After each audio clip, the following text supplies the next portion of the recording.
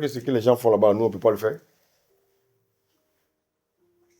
Mais je rentre... Il y a des pays dans lesquels je rentre tout de suite, là, je viens avec des bagues. Et je vais vous faire des choses qui vous plaisent. Parce que je veux vous amener quelque part en enfer. Donc je viens, je vous donne seulement des choses qui vous plaisent. Vous savez, l'homme n'aime pas ce qui est contraignant. Les messages de Dieu sont des messages contraignants. Des messages qui t'amènent à changer. L'homme n'aime pas qu'on change, bien aimé, sa manière de vivre. L'homme n'aime pas qu'on change ses habitudes. Christ est venu pour changer nos habitudes. Dites Amen. Amen. Tu es un menteur, tu veux rester menteur. Tu es un voleur, tu veux rester voleur. La vérité dit non. Quand tu reçois la vérité du menteur, tu dois devenir quoi? Un juste.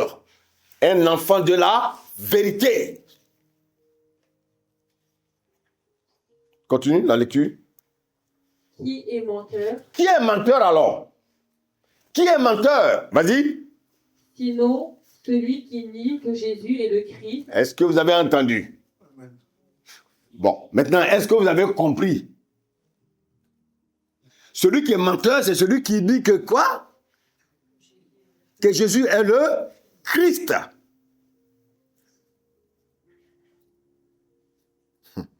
Est-ce que vous avez compris? Tu peux reprendre la lecture, s'il te plaît? Qui est menteur? Qui est menteur? Sinon, celui qui nie que Jésus Jésus est le Christ. Et celui qui nie que Jésus est le Christ, comment on l'appelle, la suite?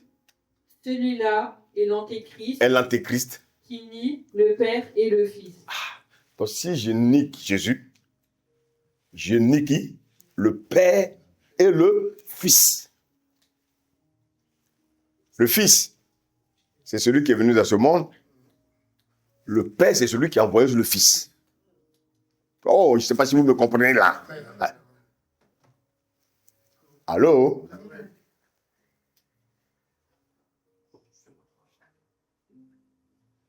Si je suis dans ma maison, et puis je n'ai personne, et puis il y a un boutiquier dans le quartier, et puis j'ai besoin par exemple d'une bouteille d'huile. Je n'ai personne avec moi, je suis seul. Qu'est-ce que je fais si j'ai besoin de la bouteille? Je vais me déplacer. Alléluia. Mais qui a besoin de cette bouteille? C'est moi. Maintenant, qui doit se déplacer pour aller avoir la bouteille? C'est moi.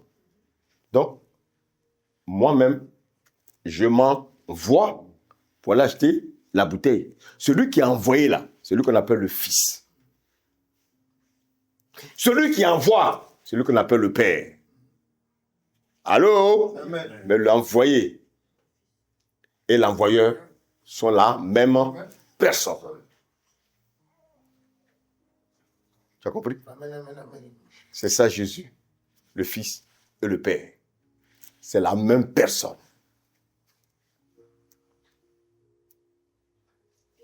Allô? Amen. Donc, l'envoyeur envoie l'envoyé.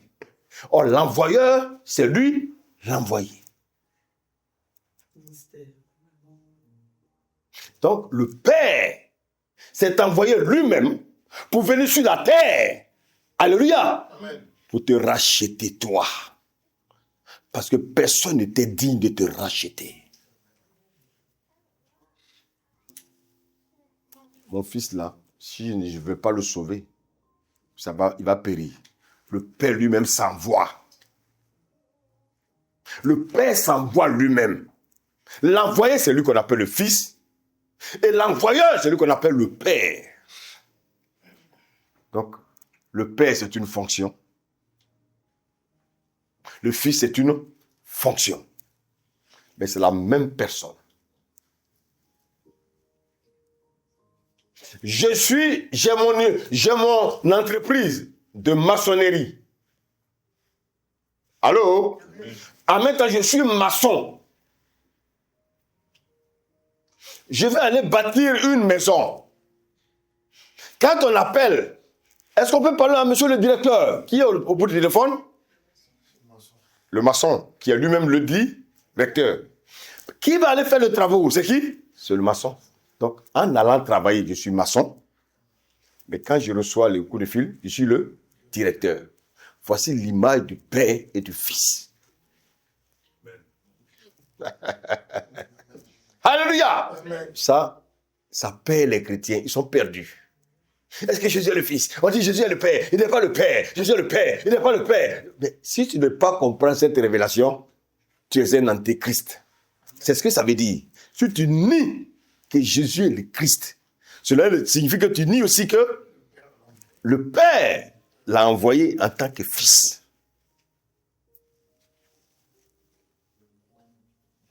Alléluia. Alléluia. Donc, vous voyez que la pensée de Dieu, depuis l'éternité, c'est qu'un menteur, c'est qui? Ce n'est pas celui-là qui dit souvent des contre-vérités. C'est du mensonge, c'est vrai. Mais pour Dieu, depuis l'éternité, le menteur. Alléluia. Alléluia. Amen. C'est celui qui a la capacité de nier que Christ, que Jésus est le Christ.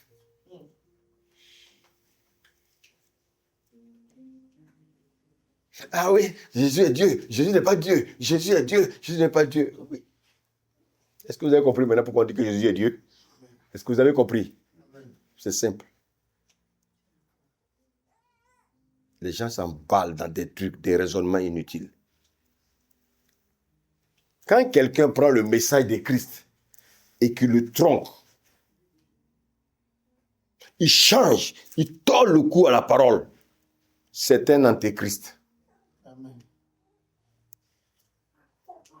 Verset 23 à 24, s'il te plaît.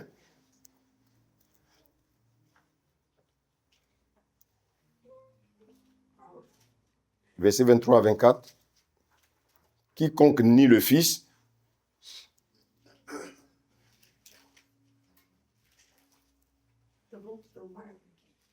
Quiconque, écoutez bien, hein, s'il vous plaît. quiconque nie le Fils n'a pas non plus le Père. Vous avez compris ce que j'ai dit? Tu ne peux pas dire que tu crois à Jésus et puis tu peux dire en même temps que Jésus n'est pas le Père. Non, c'est que tu nies le Fils et tu nies le Père. Alléluia. Alléluia. Continue la lecture.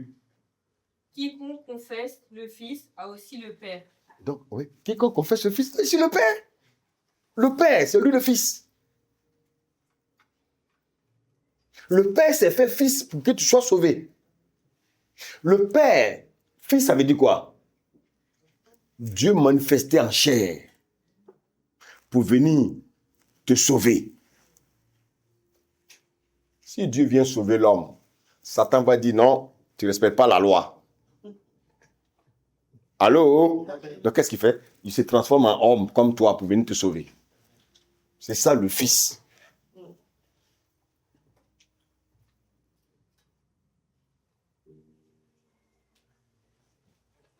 On termine, s'il te plaît, la lecture. Verset 24. Que ceux que vous avez entendus dès le commencement demeurent en vous. Si ceux que vous avez entendus dès le commencement demeurent en vous, vous demeurez aussi dans le Fils et dans le Père. Tu ne peux pas les dissocier. Le Fils, c'est le Père. Le Père, c'est le Fils. Chacun a une fonction, mais c'est la même personne. Allô? Oui, c'est ça, la bénédiction. C'est pour ça qu'on vous demande de prendre des notes, pour que demain vous puissiez, devant des gens, avoir des arguments. Alléluia. Amen. On va prendre 1 Jean 4, verset 1. Regardez ce que le Seigneur nous dit. 1 Jean 4, à partir du verset 1.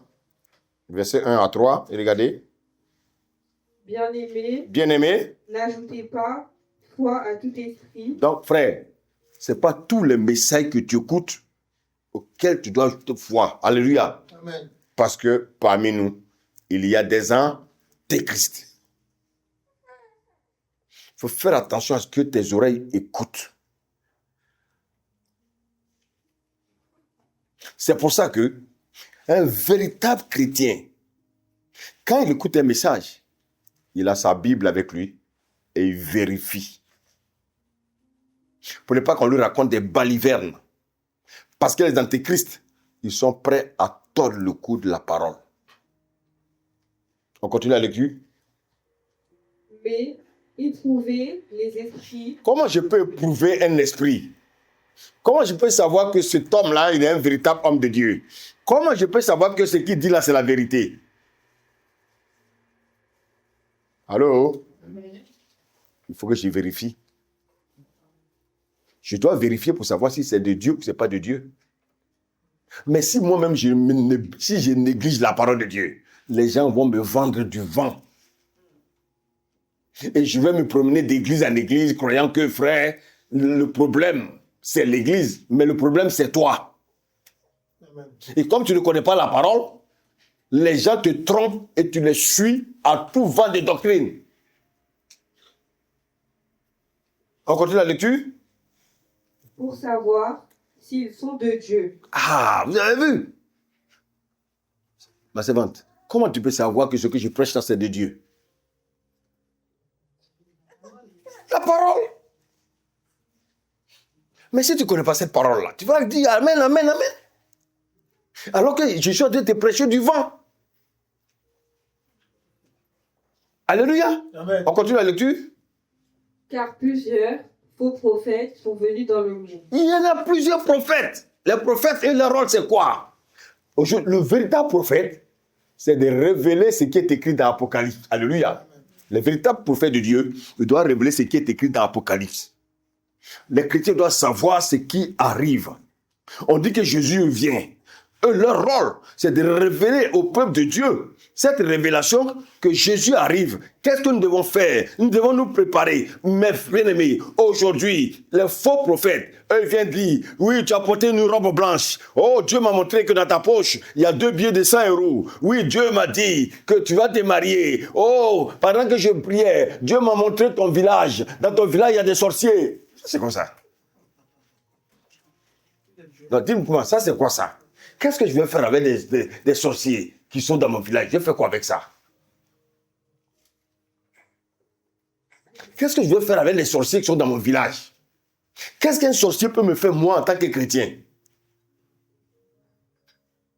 Allô? Amen. Et les gens tombent dans le piège. Toi, tu me montres que dans mon village, il y a des sorciers. Qu'est-ce que je vais faire avec ça? Mais dans tous les villages, il y a des sorciers. Même en ville, il y a des sorciers. Dans l'église, il y a des sorciers, mais même si les sorciers viennent dans l'église, qu'est-ce qu'ils peuvent me faire? C'est moi qui dois veiller sur ma vie. Maintenant, si je ne veille pas sur ma vie, mais c'est moi qui aurai des problèmes. Voici le travail que les prophètes font. Ils se sont mis sur Internet, ils ont bien aimé, ils ont mis leur numéro de compte. Et quand tu te donnes une prophétie, tu dois bien aimé, leur envoyer de l'argent à travers ta carte. Et c'est ça que les hommes aiment. Ils n'aiment pas la parole de Dieu là. La vérité là, ils n'aiment pas. Ils aiment le menteur. Voici pourquoi, bien aimé, beaucoup de prophètes antéchrists sont sur les réseaux sociaux. On peut continuer la lecture. Reconnaissez à ceci l'Esprit de Dieu. Tout esprit qui confesse Jésus-Christ venu en chair est de Dieu. Continue. Et tout esprit qui ne confesse pas Jésus n'est pas de Dieu. C'est celui de l'Antéchrist. Alléluia. Tout esprit qui ne confesse pas que Jésus n'est pas Dieu est de l'Antéchrist. Alors, vous avez compris pourquoi maintenant je vous dis, il faut noter les choses. Parce que ça, là, votre cerveau là, il est trop petit pour retenir les choses qu'on dit en un jour. Attends, vous croyez que nous, on est derrière vous là, vous croyez qu'on n'a jamais rien noté? On a noté des choses pour que demain, on a aussi fait des recherches pour que le Saint-Esprit nous révèle aussi autre chose. Alléluia. Vous ne notez rien, vous venez vous asseoir et quand on pose les questions, incapable de répondre. Non, les gars, il faut que vous changez. Il faut que vous changez. Alléluia. Lis la suite là, le verset 3, il dit quoi? Dont vous avez appris la venue et qui est maintenant déjà dans le monde. L'antéchrist est dans le monde. Les antéchrists sont là.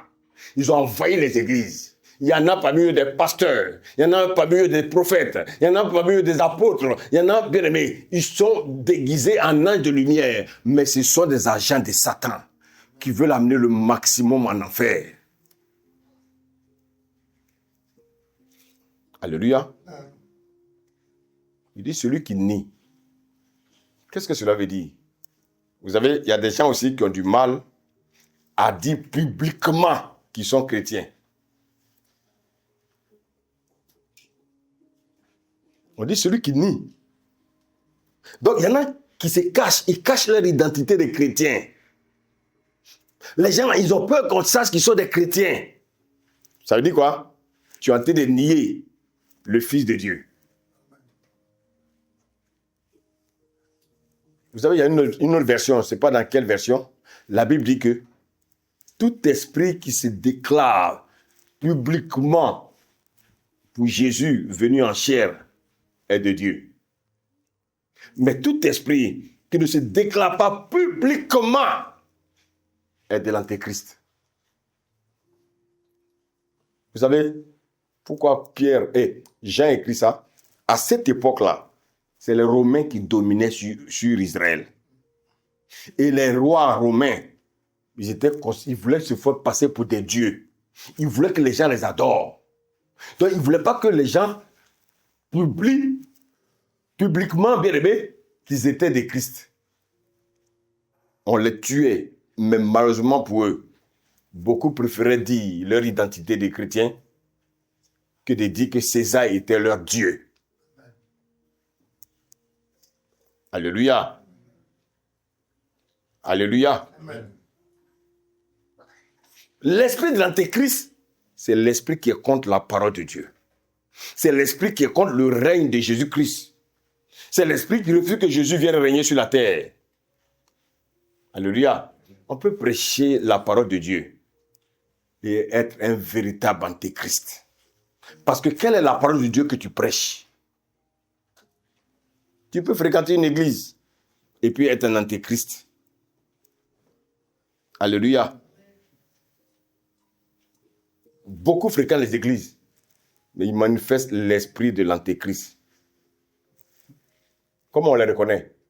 Par leur manière d'opérer, par leur langage, par leur message. Quelqu'un, par exemple, qui se dit chantre dans une église. Il les chante. Et le samedi, il est dans boîte de nuit. Ça, c'est un Antéchrist. Un chantre qui fait des cassettes, qui les vend, c'est un Antéchrist. Alléluia. Amen. Ce sont des Antéchrists. Les Antéchrists ont affecté le monde. Ils ont affecté beaucoup de chrétiens. 2 Jean 1, verset 7. Regardez, on va continuer là. 2 Jean 7. 2 Jean 1, verset 7.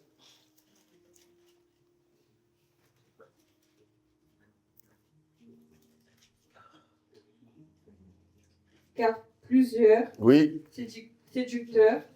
séducteurs sont entrés dans le monde. Ils ne déclarent pas publiquement, oui, que Jésus-Christ est venu en chair. Voilà, c'est ce que je disais tout à l'heure. Si tu ne déclares pas publiquement dans ton entourage que Jésus est Seigneur, Dieu dit, tu es un Antéchrist. Ah, la parole de Dieu, c'est ça, hein? Ça apprend à nous à laisser. Alléluia. Amen. Et beaucoup d'antéchrists sont dans l'église. Regarde, je vous donne un exemple. Quand vous rentrez dans une église, et puis il n'y a que la photo du pasteur dans l'église, sa photo. Qu'est-ce que la photo d'un pasteur fait dans une église? Donc c'est lui qu'on adore alors. Non, réfléchissons ensemble. L'église appartient au pasteur alors. Il a ses photos placardées partout. Est-ce que vous savez que je suis allé dans un pays où j'ai vu la photo d'un pasteur sur des calendriers? Chaque année, on met la photo du pasteur sur les calendriers et on vend les calendriers aux fidèles. Mais c'est du n'importe quoi. Et ça, c'est qui? Ce sont des antéchrists. Nous sommes dans les temps prophétiques, chrétiens. Faisons très attention. Alléluia. Amen. On détourne les gens du réel. On détourne les gens de la vérité. Les gens ont d'autres problèmes. Au lieu de conduire les gens vers Christ, on les abrutit.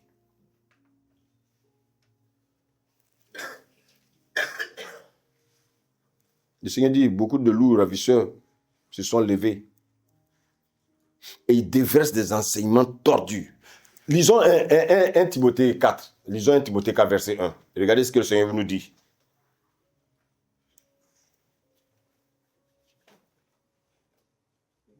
« 1 Timothée 4, à partir du premier verset.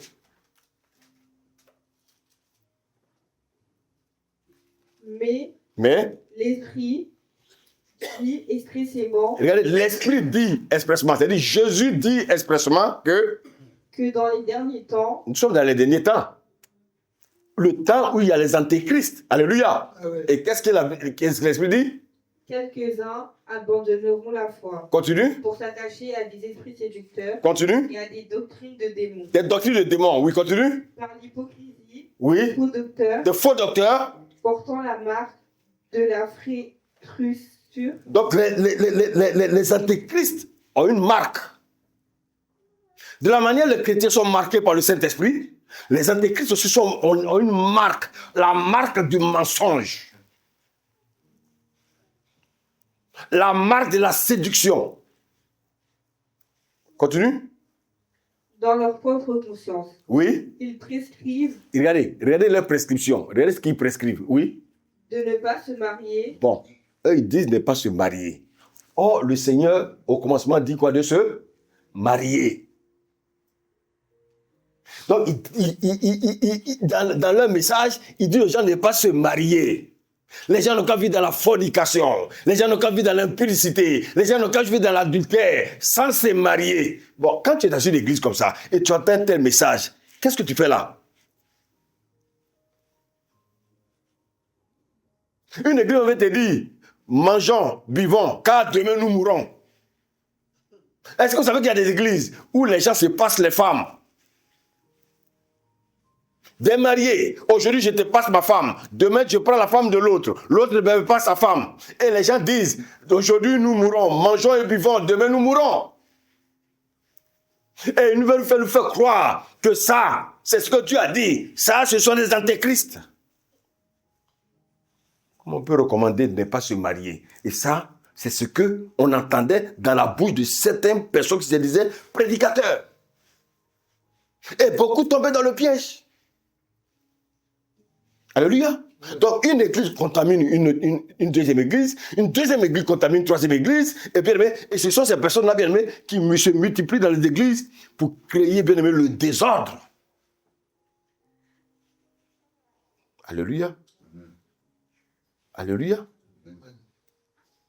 Bien aimé.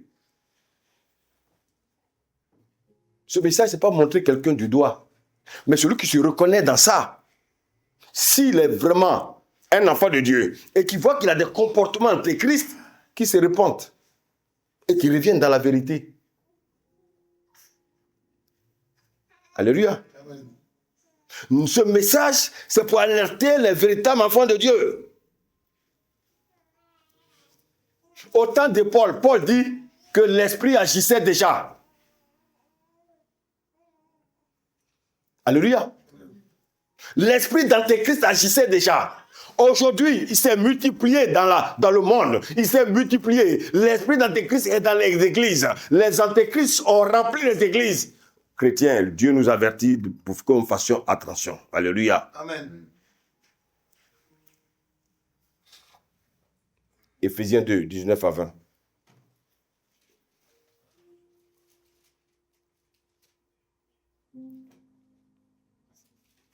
Éphésiens 2, 19 à 20. Écoutez ce que le Seigneur nous dit.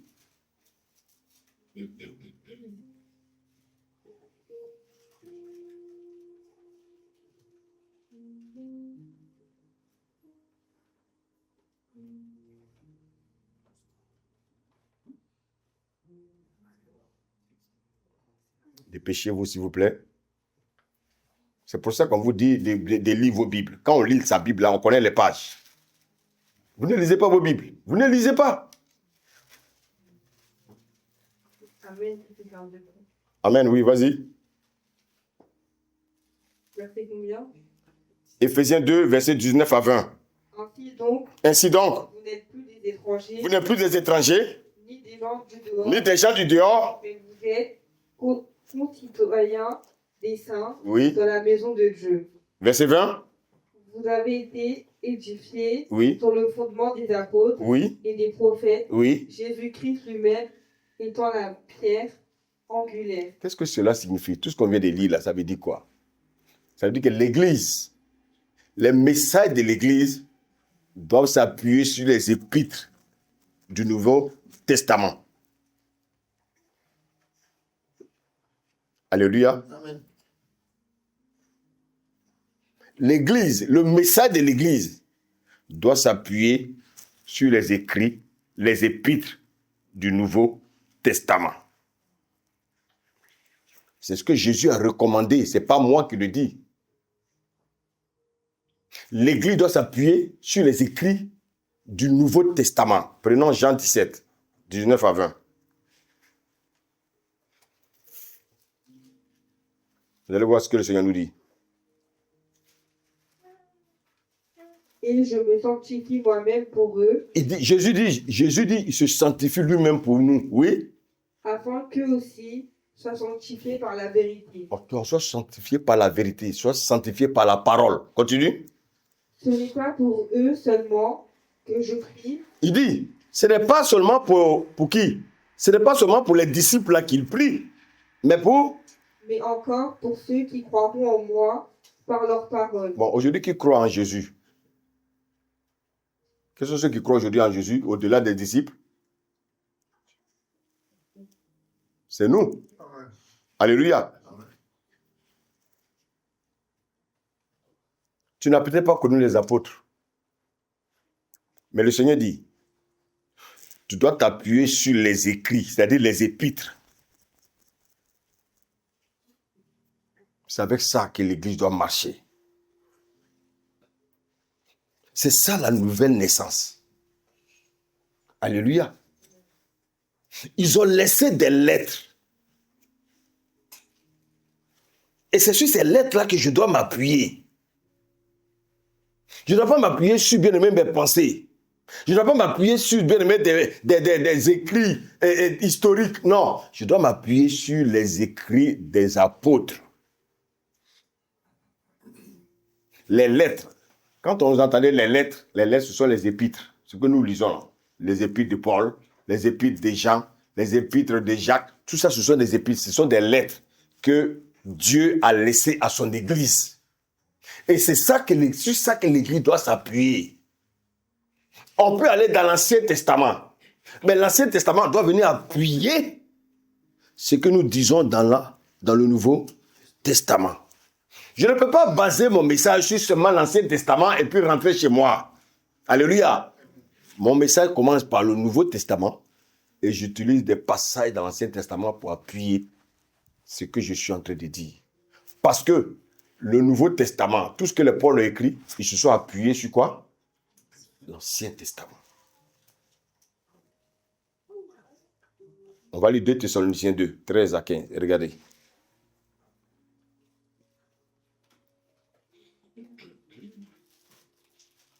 Deux Thessaloniciens 2. Dans 2 Thessaloniciens, c'est avant Timothée.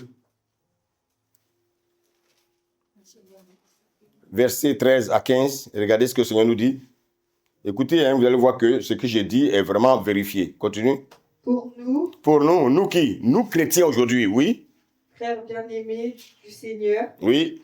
nous devons, à votre sujet, rendre continuellement grâce à Dieu. Oui. Parce que Dieu vous a choisi dès le commencement pour le salut. Donc, vous voyez, avant qu'on naisse, depuis la fondation de ce monde, Dieu nous avait déjà choisi. Alléluia. Amen. C'est pas parce que tu es là qu'il t'a choisi. Il t'a choisi avant que tu ne naisses. Dieu t'a choisi avant que tu ne viennes dans ce monde-là. Dieu savait qu'un jour, il allait mettre quelqu'un sur ton chemin pour que tu le rencontres. Dieu le savait. On a bu nos bières, on a fumé la cigarette, on a connu les femmes, on a connu les prostituées. Dieu disait, fais seulement. Mais il y a un jour, one day, je vais t'arrêter tout ça. Allô? Dieu ne prend pas des gens qui sont déjà propres. Non, Dieu prend des gens qui ont un témoignage pourri. Des gens qui ont vécu dans la saleté. Pourquoi Dieu fait ça? Dieu fait ça pour confondre les intellectuels de ce monde. Ceux qui pensent qu'ils sont bien portants. Ceux qui pensent qu'ils ont des diplômes. Dieu n'a pas besoin d'eux. Dieu prend un pauvre. Dieu prend un illettré. Il le transforme. Il le forme. Et puis il le ramène vers ces riches-là. Et quand ils prêchent, ils ne comprennent pas ce que Dieu dit. Parce qu'ils ont l'intelligence obscurcie.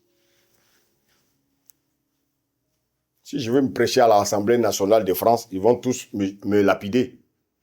Parce qu'ils ne comprendront pas ce que je prêche. C'est ça Dieu. On dit quoi? Dieu, qu'est-ce qu'il fait? Il confond qui? Les sages. Ceux qui se disent sages là. C'est-à-dire vos intellectuels là. Vos professeurs de médecine. Vos professeurs même des classes. Vos intellectuels. Vos présidents. Vos ambassadeurs. Vos ministres. Ils disent qu'ils connaissent. Mais Dieu dit, vous êtes des ignorants. Parce que moi, c'est moi qui vous confonds avec ma parole. Voici pourquoi, bien aimé, ils peuvent lire la Bible et puis ne comprendront rien.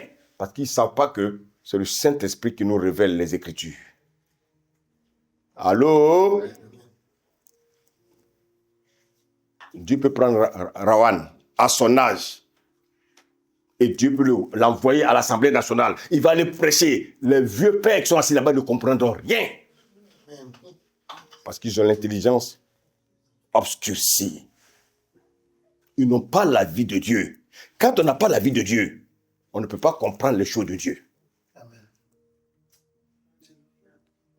Regardez les Pierre, les Matthieu, les Jean. Matthieu, lui, il était collecteur d'impôts. Alléluia. Mais les autres, les André, les Pierre, les Jean, Jésus les a pris où? Ils étaient des pêcheurs de poissons. Donc, des gens sans instruction. Des gens sans... Ils n'ont jamais été à l'école.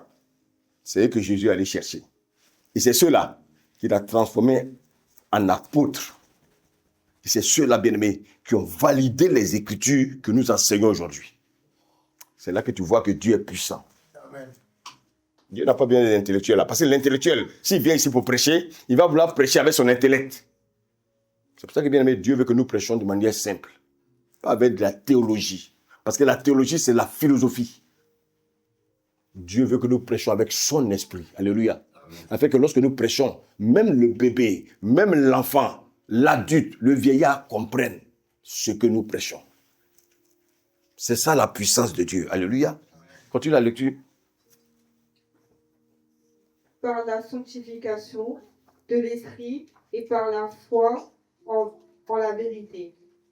C'est à quoi il vous a appelé par notre évangile pour que vous possédiez. Oui, il parle de notre évangile. Donc c'est l'évangile des apôtres. Les épîtres là, c'est l'évangile des apôtres. Continue. Afin que nous prêchons quoi? La gloire de notre Seigneur Jésus-Christ. Regardez maintenant ce qu'il dit au verset 15. Oui. Ainsi donc, oui. Frères, oui. Demeurez ferme. Et retenez les instructions que vous avez reçues. Oui. Soit par notre parole, oui. Ou soit par notre lettre. Soit par notre lettre. Oh, j'ai dit que les lettres, c'est quoi? Les épîtres. Allô? Que personne ne vous trompe. Tu écoutes un enseignement où on te dit que oui, il faut fêter la Noël. Ce sont des antéchrists. Un enseignement où on te dit de fêter la Pâque. Ce sont des antéchrists. Alléluia. Amen. Galates 4, verset 10. Donne-moi quelques minutes, j'ai terminé. Galates 4, verset 10. Écoutez, s'il vous plaît. Vous observez les jours. Dieu dit, vous observez les jours. Les mois. Les mois. Les temps. Les années. Je crains d'avoir inutilement travailler pour vous. Voilà, frère. Vous êtes des églises où on vient fêter des anniversaires. On n'a pas besoin d'observer les temps. Allô? Amen. Frère, j'ai eu 20 ans aujourd'hui. Je suis dans ma chambre. Ah, Seigneur, merci. Tu m'as ajouté un an de plus. Que ton nom soit glorifié. Je continue mon chemin. Allô? Je vais les faire fête. Aller inviter les gens. Ils vont venir manger, casser les assiettes, boire, se bagarrer. Oh, le Seigneur dit quoi? Que tout ce que vous faites, faites-le pour la gloire de Dieu. Maintenant, je dis, tu as fêté ton anniversaire là. Où est la gloire de Dieu dedans? Où est l'intérêt de Dieu? Dieu a mangé aussi? Dieu a bu? Non. Maintenant, il dit ne pas observer les temps, les années. Pourquoi les gens se lèvent chaque année? Ils veulent fêter Noël, ils veulent fêter Pâques. Mais si vous fêtez la fête des prémices, tout cela, c'était des choses qui étaient à l'image de Christ. Quand on parle de la fête de Pâques, Pâques c'est qui? On dit Christ, notre Pâques. Donc Pâques là, c'est Christ. On parle des prémices. Les prémices, c'est qui? Christ a été le premier-né parmi les morts. C'est pour ça qu'on parle des prémices. C'est ce qu'il a dit de fêter. Ce sont des images pour que nous, chrétiens, on sache que le Seigneur est venu accomplir tout ça à la croix. Dites Amen. Allô? On n'a pas besoin d'observer les jours, les temps. À l'église, il peut y avoir des agapés. Quelqu'un peut penser à une collation. C'est biblique, ça c'est la communion fraternelle. Alléluia. Mais on va fêter l'anniversaire de l'église. L'église a 20 ans. Oui, la mission a 20 ans. On va fêter les 20 ans de l'anniversaire. Mais ça, ce sont des choses que Dieu n'a pas recommandées. Ce sont des antéchrists. Les gens font ce que Dieu ne leur a pas demandé de faire. Des gens qui fêtent, j'ai 20 ans de ministère, et ils fêtent les 20 ans de ministère. On demande à l'église de cotiser. Mes frères, il faut arrêter ces choses-là. Ce sont des choses maintenant que Dieu n'a pas recommandées. Alléluia. On va aller dans 1 Timothée 2, verset 9. Ensemble, on va lire quelque chose. À partir du verset 9, on va lire, on y va.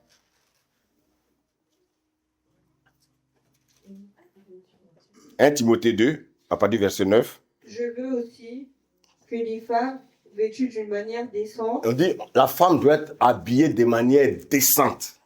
Continue. Avec pudeur. Avec pudeur. Et modestie. Tu ne dois pas besoin de t'habiller pour montrer ton corps. On n'en a pas besoin. Ça ne nous intéresse pas. Allô? Tu veux montrer ton corps? Montre ça à ton mari quand vous êtes dans votre chambre. Le monde n'a pas besoin de voir ton corps.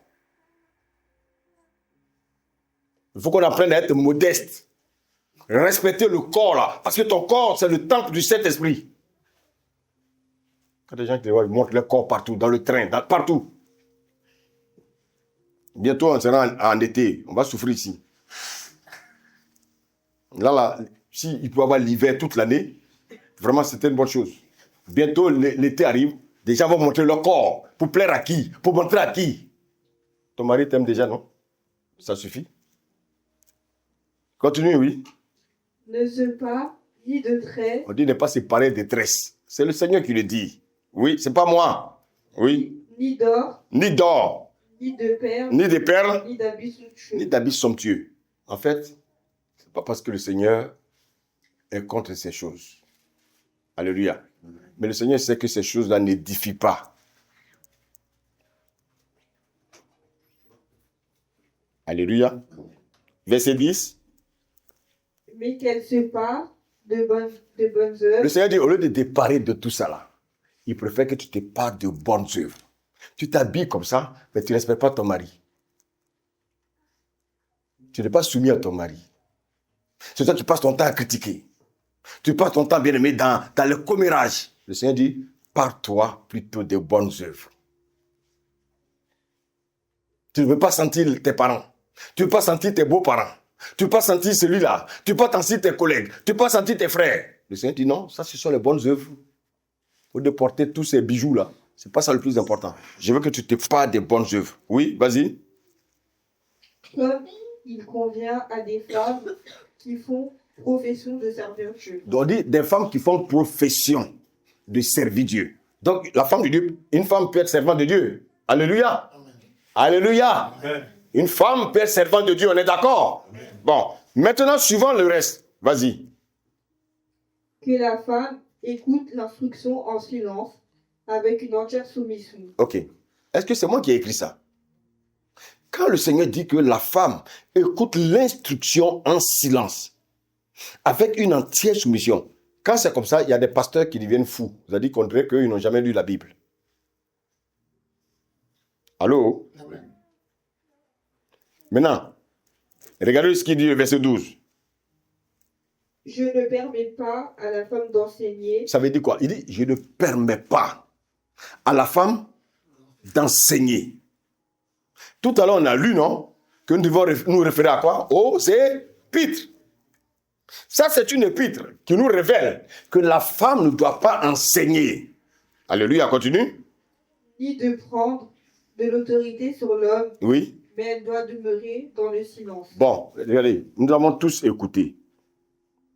Maintenant, bon, la question qu'on se pose, pourquoi il y a des femmes qui sont pasteurs? Pourquoi il y a des femmes qui se proclament docteurs? Ils se proclament. Des femmes qui se proclament même apôtres, elles s'appellent apôtresses.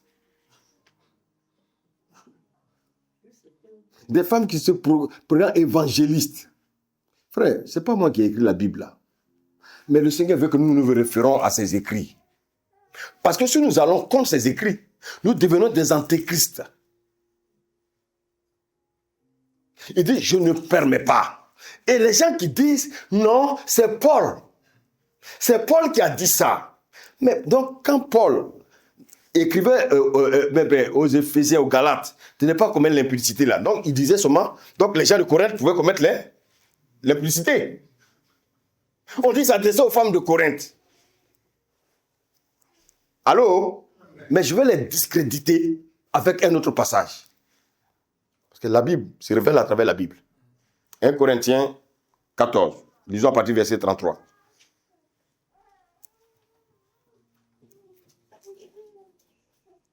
On y va. Et suivant, on suit tous. À partir du verset 83. Car Dieu n'est pas un Dieu de désordre. Bon, écoutez. Car Dieu n'est pas un Dieu de désordre. Donc s'il n'est pas un Dieu de désordre, c'est qu'il est un Dieu d'ordre. Regardez, vous êtes là, vous connaissez. Est-ce que ma femme là, elle ne connaît pas la parole? Amen. Elle connaît la parole ou elle ne connaît pas? Amen. Vous l'avez déjà vu dans la chaîne en train de prêcher un message ici? Non, dites la vérité, vous l'avez vu? Non.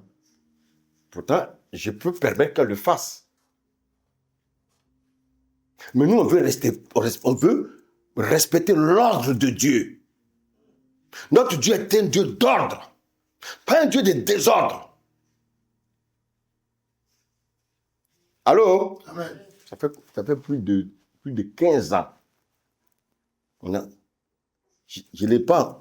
Non, je vous le dis. Parce que nous, on veut respecter la Bible. Amen. Le ministère, là, l'église, n'appartient pas à une famille. Quand ce n'est pas papa qui prêche, c'est maman qui prêche. Quand ce n'est pas maman qui prêche, ce sont les enfants qui prêchent. Donc, vous voulez dire, vous insultez l'assemblée. Vous voulez dire que dans l'assemblée, là, à part votre famille, les autres sont des nullards, des incrédules et des gens qui sont obscurcis.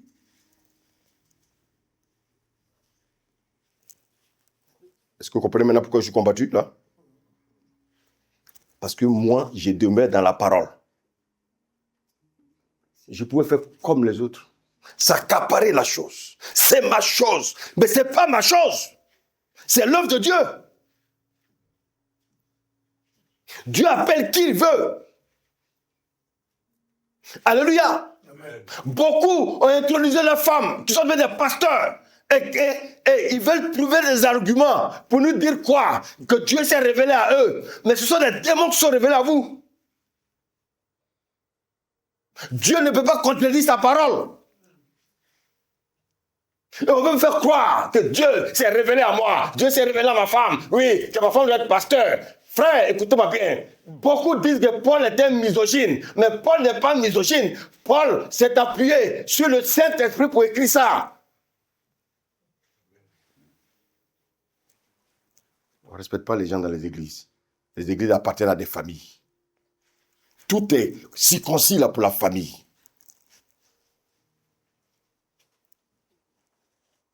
Dieu dit, il est un Dieu d'ordre, pas de désordre.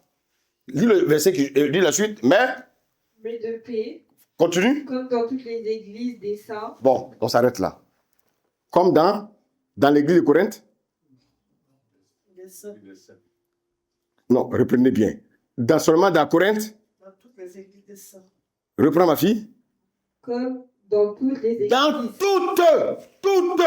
toutes les églises des saints. Bon, maintenant, regardez-moi. Regardez. Celui qui permet à sa femme de prêcher, c'est que son église n'est pas une église là. C'est pas une église des saints. C'est une église des démons. Les églises où les femmes prêchent sont les églises de Satan. Les églises bien-aimées, des églises d'Antéchrist.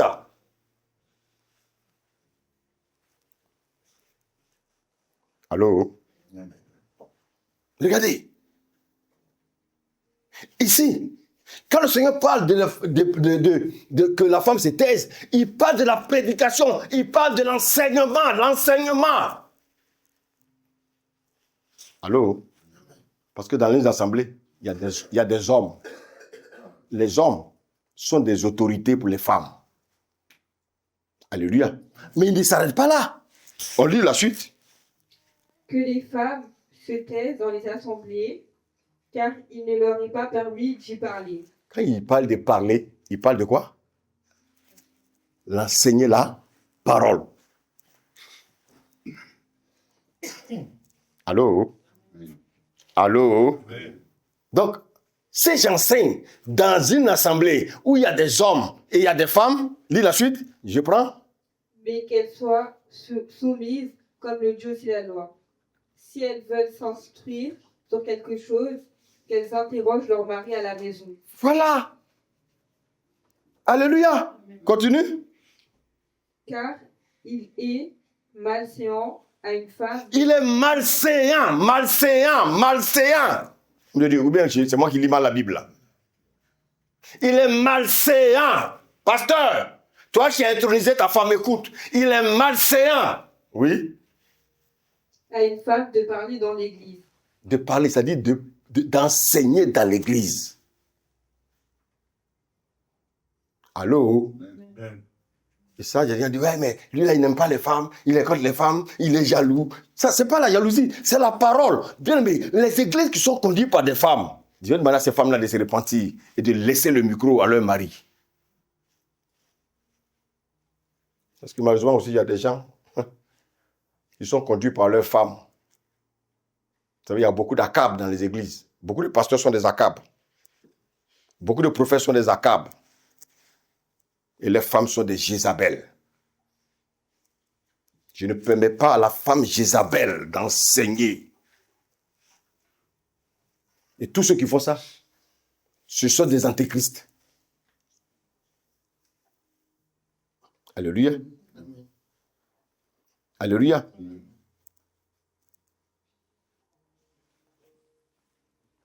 La parole de Dieu est une lumière à nos pieds.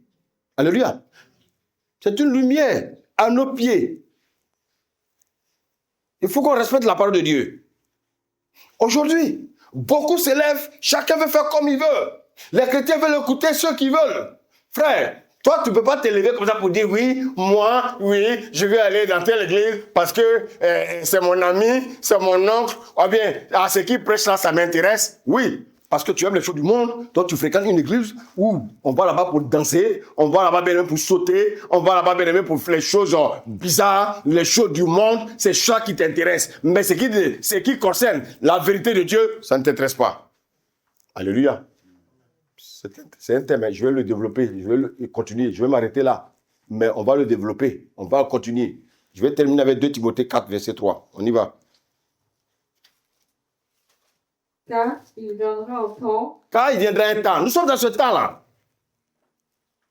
où les hommes où les hommes, ne supporteront pas oui, la saine doctrine. oui, les messages que je prêche là, il y a beaucoup qui ne supportent pas. Hein? Alléluia. Donc quand on ne supporte pas, qu'est-ce qu'on fait? On part et puis on cherche quoi? Quand on ne supporte pas, on cherche quoi maintenant? On cherche les endroits où les messages plaisent à la chair. Mais le message qui va changer votre nature, qui va changer votre caractère, on fuit. Allô? La Bible dit quoi? Large est le chemin qui mène à la...